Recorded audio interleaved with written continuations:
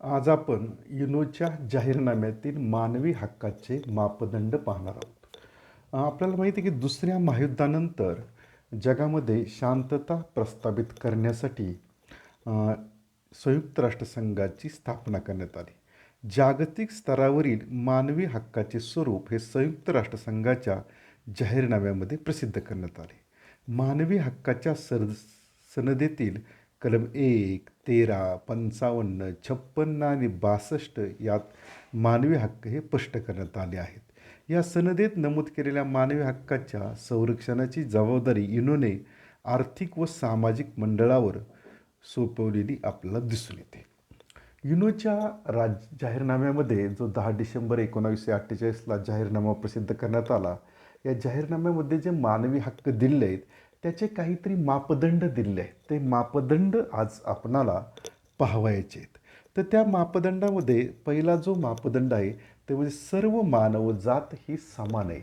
जगातील सर्व मानवजात ही समान आहे असं युनोने या जाहीरनाम्यामध्ये प्रसिद्ध केले आहे. म्हणजे धर्म, जात, वंश, पंथ, लिंग,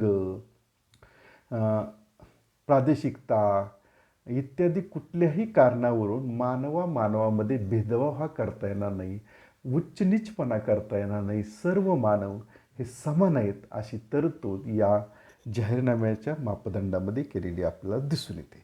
दुसरं ते प्रत्येक मानवाला स्वातंत्र्याचा अधिकार हा युनोनं दिला आहे.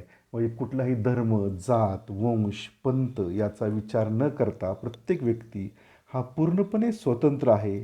त्याचा राजकीय प्रभाव कुठला असेल, त्याची सामाजिक स्थान कुठली असेल, त्याच्याकडे संपत्ती कमी असेल, जास्त असेल, असा कुठलाही भेदभाव नाही. प्रत्येक व्यक्तीला स्वातंत्र्य राहण्याचा अधिकार हा युनोने दिलेला आहे. कुठल्याही गोष्टीच्या आधारे एक मानव दुसऱ्या मानवाच्या स्वातंत्र्यावरती गदा आणू शकत नाही असं यातून आपल्याला स्पष्ट दिलेलं दिसून येतं.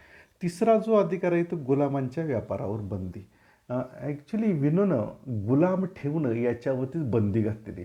कुठलाही मानव हा गुलाम असू शकत नाही. युनोमध्ये स्पष्ट होतं. पहिल्याच ह्याच्यामध्ये त्यांनी सांगितलं की सर्व मानवजाती समान आहे.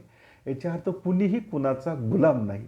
आणि गुलामांच्या व्यापार जो पूर्वीच्या काळी चालू होता की जे गुलाम आहे त्यांचा बाजार भरला जात असे आणि त्यातून त्या गुलामांची खरेदी विक्री ही जनावराप्रमाणे होत असे.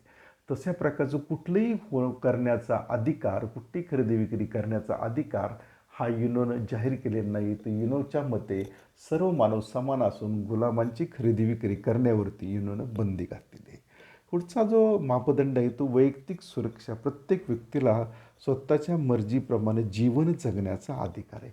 जोपर्यंत त्याच्या जीवन जगण्याच्या प्रक्रियेमध्ये दुसऱ्या व्यक्तीच्या स्वातंत्र्यावरती बंधने येत नाही तोपर्यंत व्यक्ती स्वतःप्रमाणे जीवन जगण्याचा अधिकार हा युनोनं दिला आहे. त्यामुळे प्रत्येक व्यक्तीला जीवन जगण्याचा अधिकार आहे. स्वातंत्र्य व वैयक्तिक सुरक्षेचा अधिकार हा युनोनं दिलेला आपल्याला दिसून येतो. पुढचा जो मापदंड आहे तो आहे व्यक्ती म्हणून अधिकार.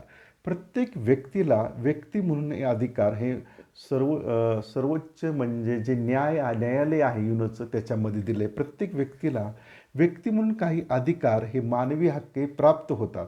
प्रत्येक व्यक्तीला व्यक्ती म्हणून मानवी हक्क प्राप्त होतं. जगाच्या कुठल्याही टोकावरती असो, कुठल्याही देशामध्ये असो, कुठल्याही धर्माचा, वंशाचा, जातीचा, पंथाचा, प्रांताचा कुणीही व्यक्ती असो, कुठल्याही लिंगाचा असो, एक व्यक्ती म्हणून त्याला अधिकार हे जगामध्ये सर्व ठिकाणी प्राप्त होतात असे युनोच्या हक्काच्या मापदंडामध्ये स्पष्ट होतं. कायद्याने युनोने सर्व व्यक्ती हे समान केलेले आहेत. कुठल्याही व्यक्तीमध्ये भेदभाव केला जाणार नाही. लिंग, जात, धर्म, पंथ, प्रांत, प्रदेश, गुलाम असा कुठल्याही व्यक्तीमध्ये भेदभाव हा केला जाणार नाही. कायद्यापुढे सर्व व्यक्ती समान असतील. कुठल्याही व्यक्तीचा छळ करता येणार नाही. कुठल्याही व्यक्तीला आपल्या मर्जीप्रमाणे पाहिजे तसं आपण राबवून घेण्याचा अधिकार हा सर्वोच्च एक जी युनो आहे तिनं दिलेला नाही. कोणत्याही व्यक्तीचा हाल करून छळ केला जाणार नाही. तसे कोणालाही निर्दयीपणे वागवले जाणार नाही. अपमानास्पद व्यवहार केला जाणार नाही. अपमानास्पद शिक्षा देता येणार नाही असंही युनोने स्पष्ट केलेलं आहे. आणि याशिवाय जर का या मानवी हक्कावरती काही बंधने आली, काही बंधने घातली तर त्यापासून भरपाई मागण्याचा अधिकार हा सुद्धा युनोने व्यक्तीला दिला आहे. कायदा आणि संविधानानुसार प्राप्त झालेल्या मूलभूत हक्काचे उल्लंघन झाल्यास संबंधित व्यक्तीला समुचित न्यायालयाकडून उचित भरपाई मागण्याचा हक्क हा युनोनं दिलेला आपल्याला दिसून येतो. याशिवाय युनोनं कुटुंब स्थापनेचा अधिकार सुद्धा दिला आहे. प्रत्येक व्यक्तीला, प्रत्येक मानवाला स्वतःचं कुटुंब स्थापनेचा अधिकार दिले. त्यानुसार विवाह, वैवाहिक जीवन, विवाह संदर्भ याबाबत स्त्री पुरुषांना समान अधिकार हे युनोनं दिलेले आहेत. कुटुंब हे समाजातील गटाचे एक नैसर्गिक मूलभूत एकक आहे आणि समाजाने आणि शासनाने त्याचे संरक्षण केलं पाहिजे असं युनोचं मत आहे. याच्या पुढचा जो मानवी हक्काचा मापदंड तो आहे जाहीर चौकशीचा अधिकार. आपले हक्क कर्तव्य निश्चितीसाठी, आपल्या विरुद्ध गुन्हेगारीचा आरोप निश्चितीसाठी प्रत्येकाला न्यायालयासमोर स्वतंत्र आणि निपक्षपाती न्याय व जाहीर चौकशीचा समान हक्क दिला आहे.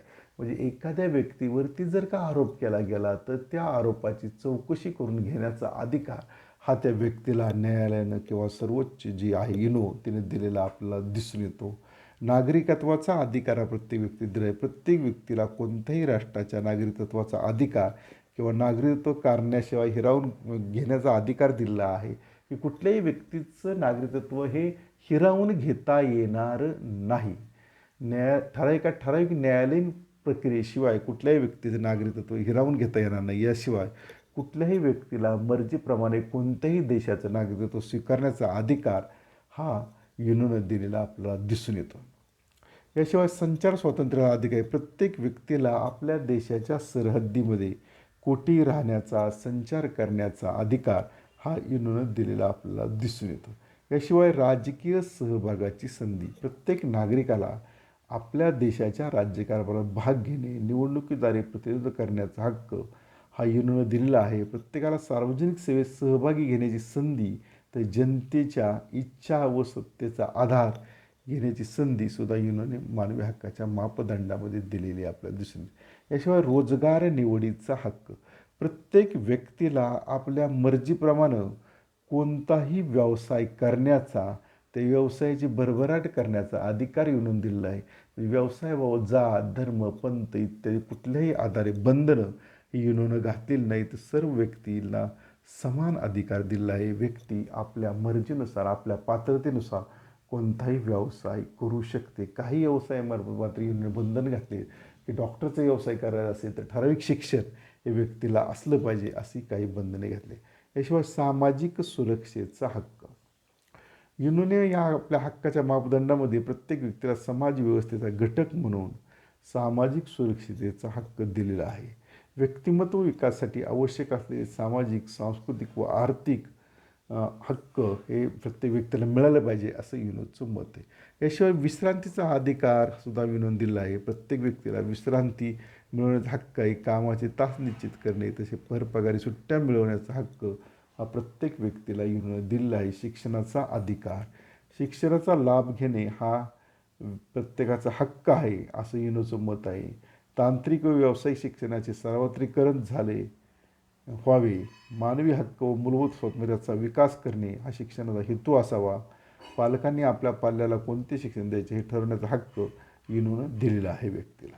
याशिवाय जीवनमान उंचाविण्याचा अधिकार. प्रत्येक व्यक्तीला आपल्या मर्जीप्रमाणे जीवन जगण्याचा अधिकार हा युनोनं दिलेला आहे.